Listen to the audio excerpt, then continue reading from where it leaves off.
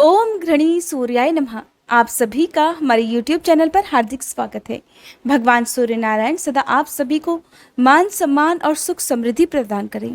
आज इस वीडियो में आप रसपान करेंगे सूर्य प्रतिमा की निर्माण विधि के बारे में और वीडियो के लास्ट में कल की ही तरह आज आप कथा सुनेंगे महर्षि दधीची की। महर्षि दधीची ने किस प्रकार अपनी अस्थियों का दान किया और किस तरह से उनकी अस्थियों से देवराज इंद्र का वज्र बना। इसके लिए आप इस वीडियो को आज लास्ट तक जरूर देखिएगा। आइए रसपान करते हैं आज के अध्याय का। देवर्षि नारद कहते हैं, हे यदुशार्दूल, मैं सभी देवों की प्रतिमा का लक्षण विशेष रूप से आदित्य की प्रतिमा का लक्षण कहता हूँ। 1 हाथ, 2 हाथ, 3 हाथ या 3.5 हाथ लंबी या देवालय के द्वार के प्रमाण के अनुसार भगवान सूर्य की प्रतिमा का निर्माण कराना चाहिए। 1 हाथ की प्रतिमा सौम्य होती है, 2 हाथ की धन धान्य देती है, 3 हाथ की प्रतिमा से सारे कार्य सिद्ध होते हैं, 3.5 हाथ की लंबी प्रतिमा की स्थापना से राष्ट्र में सुभिक्ष, कल्याण और आरोग्य की प्राप्ति होती है। प्रतिमा के अग्रभाग, मध्य भाग और मूल भाग में सौम्य होने पर उसको गांधर्वी प्रतिमा कहते हैं। वह धन धान्य प्रदान करती है। मंदिर का द्वार उसका विस्तार जितना हो उसके 8वें अंश के समान ही प्रतिमा बनवानी चाहिए। भगवान सूर्य की प्रतिमा विशाल नेत्र, कमल के समान मुख, रक्तवर्ण बिंब के समान सुंदर ओठ, रत्न जटित मुख से अलंकृत मस्तक, मणिकुंडल, कटक, अंगद, हार आदि अलंकारों से सुशोभित, अव्यंग धारण किए हुए, हाथों में प्रफुल्लित कमल और स्वर्ण की माला लिए हुए, अतिशय सुंदर, सभी शुभ लक्षणों से समन्वित बनानी चाहिए। इस प्रकार की प्रतिमा प्रजा का कल्याण करने वाली, आरोग्य प्रदायक तथा अभय प्रदान करने वाली होती है। हीन या कम अंग वाली प्रतिमा अनिष्टकारक होती है, इसलिए प्रतिमा सीधी और सुडौल बनवानी चाहिए। ब्रह्मा जी की मूर्ति हाथ में कमंडल धारण किए हुए, कमल आसन पर विराजमान तथा 4 मुखों से संयुक्त बनवानी चाहिए। कार्तिकेय की प्रतिमा कुमार स्वरूप हाथ में शक्ति लिए अतिशय सुंदर बनवानी चाहिए। इनकी ध्वजा मयूर मंडित होनी चाहिए। देवराज इंद्र की प्रतिमा 4 दांतों से युक्त सफेद दांतों वाले ऐरावत गज पर आरूढ़ और हाथ में वज्र धारण किए बनवानी चाहिए। इस प्रकार सभी देवों की प्रतिमा शुभ लक्षणों से युक्त और सुंदर बनवानी चाहिए। देवर्षि नारद आगे बोले, हे सांब, भगवान सूर्य की इस प्रकार की प्रतिमा बनवाकर ईशान कोण में 4 तोरण, पल्लव, पुष्पमाला, पताका आदि से विभूषित कर फिर अधिवासन के लिए मंडप का निर्माण करवाना चाहिए। काष्ठ की मूर्ति श्री, विजय, बल, यश, आयु और धन प्रदान करती है। मिट्टी की प्रतिमा प्रजा का कल्याण करती है।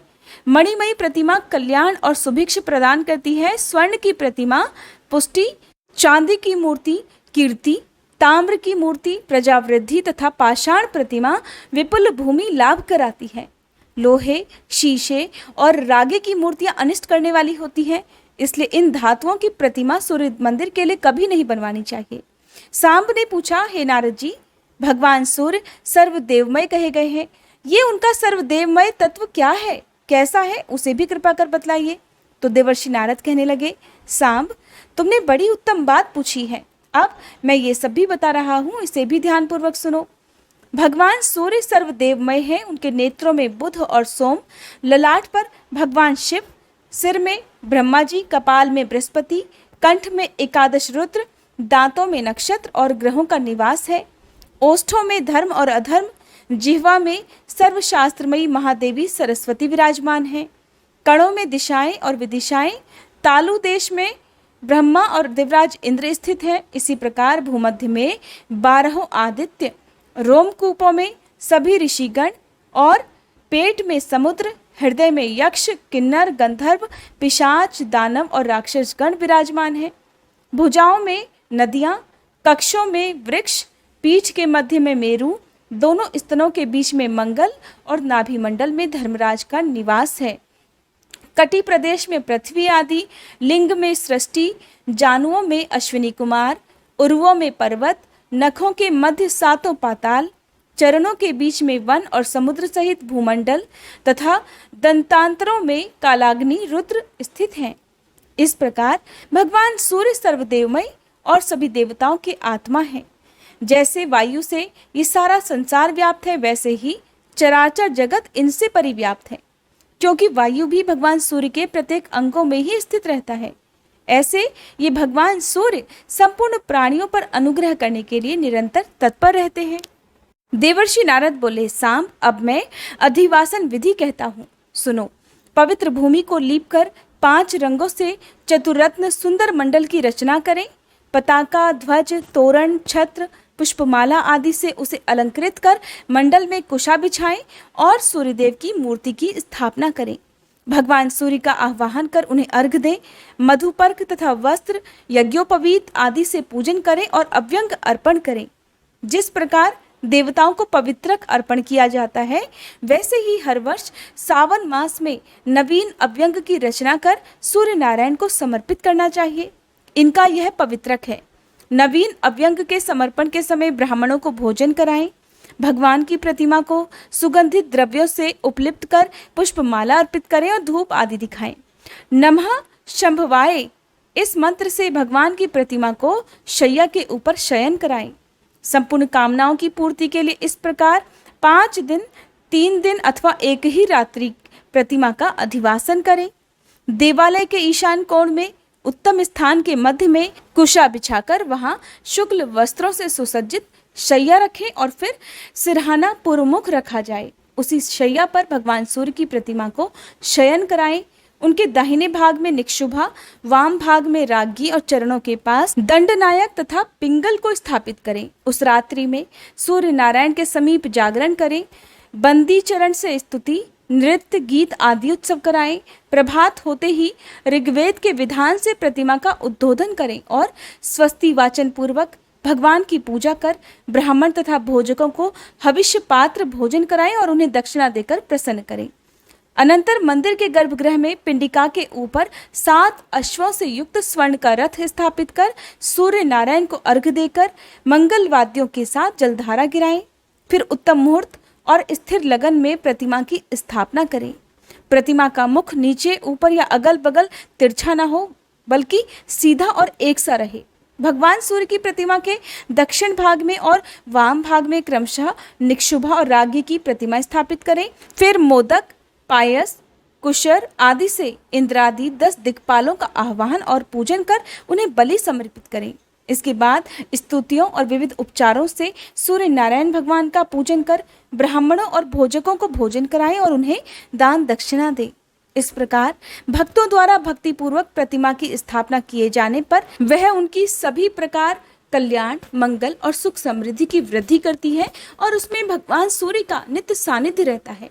सूर्य की स्थापना करने वाला व्यक्ति मोक्ष प्राप्त करता है और उसे अगले 7 जन्मों तक आदि व्याधियां भी नहीं सताती। 3 दिनों तक प्रतिष्ठा के उत्सवों में सम्मिलित रहने वाला व्यक्ति सूर्य लोक को जाता है। सूर्य नारायण की प्रतिमा की स्थापना करने से 10 अश्वमेध और 100 वाजपेयी यज्ञों का फल प्राप्त होता है।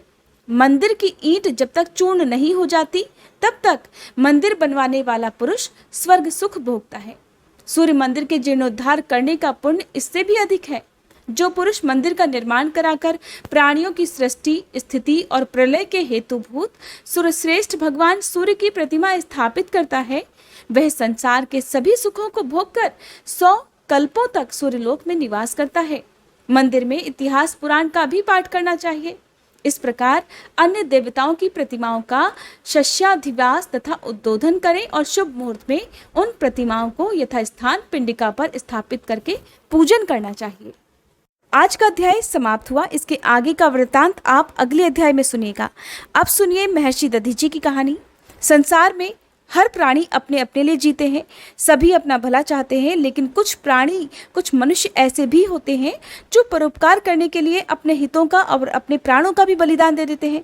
हमारे देश में ऐसे ही बहुत सारे मनुष्य हुए हैं, बहुत सारे नर और नारियां हुए हैं जिन्होंने दूसरों की सहायता और भलाई के लिए अपने आप को संकट में डालकर अपने प्राणों का बलिदान करके दूसरों का उपकार किया है।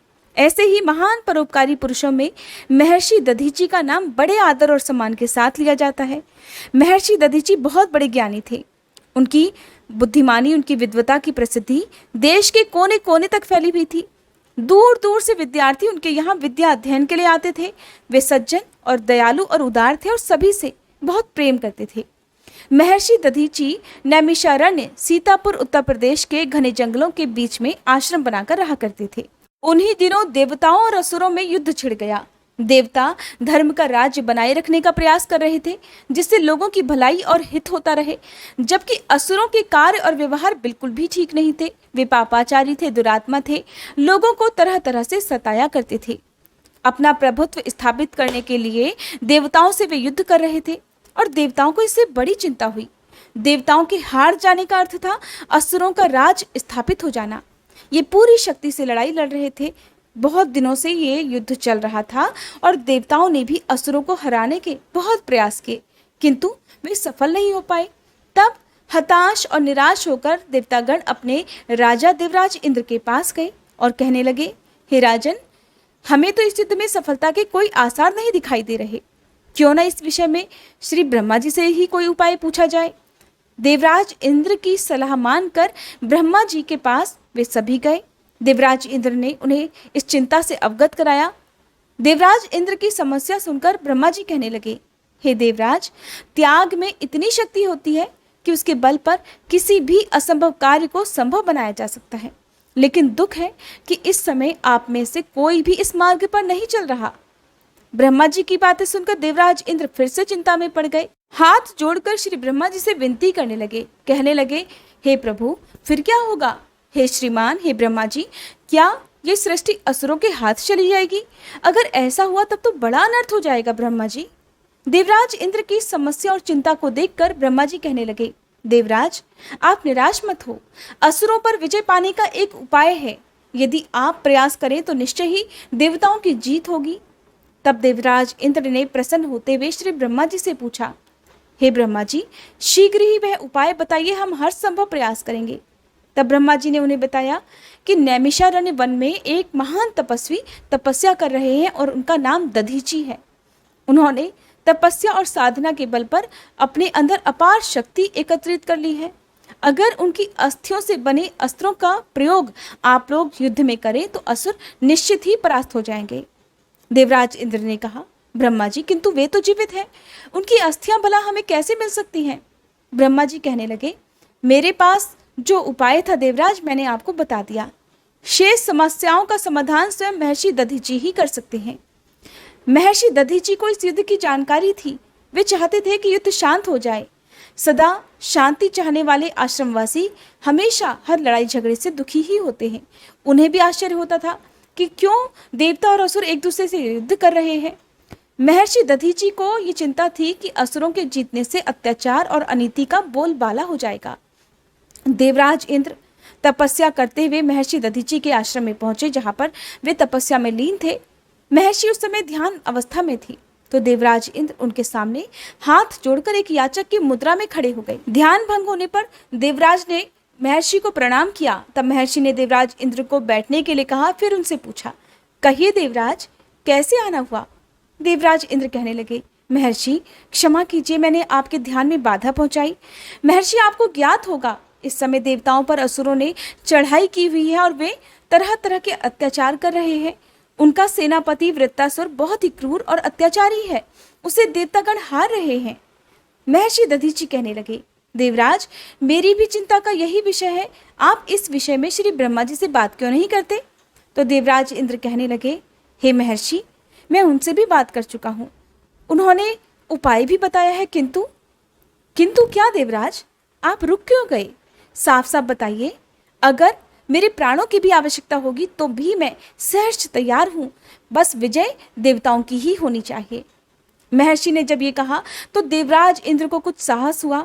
साहस बटोर कर वे हाथ जोड़कर महर्षि से कहने लगे, हे महर्षि, ब्रह्मा जी ने बताया है कि आपकी अस्थियों से अस्त्र बनाया जाए तो वह वज्र के समान होगा।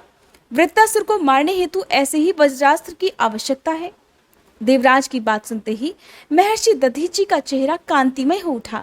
उन्होंने सोचा, मैं धन्य हो गया, मेरा जीवन धन्य हो गया, मेरा शरीर भले कार्य के लिए प्रयोग में आएगा।